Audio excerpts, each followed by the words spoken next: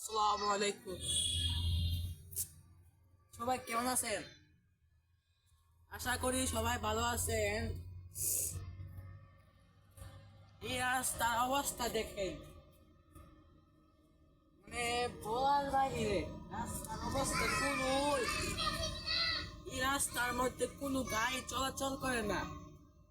বিগত এই 10 বছর হয়েছে এই রাস্তা, তারপর এই রাস্তা আচ্ছা কেন এটা শ্রীপুর পৌরসভার মধ্যে কেন দেখেন ছয়া গুগল একদিকে, চারদিকে গুগল জঙ্গল সব, রাস্তা একদম ব্লক। তো গাড়িগুলো যাওয়ারও পাও নাই। রাস্তা এটা ঠিক করতে হবে, না হলে কোনো মানুষ কোনো যাতায়াত করতে পারবে না। দেখেন এখানে কোনো মানুষ কোনো নেই কেন, এই জঙ্গল দেখেন কোনো যাতায়াত করতে পারবে না কোনো মানুষ।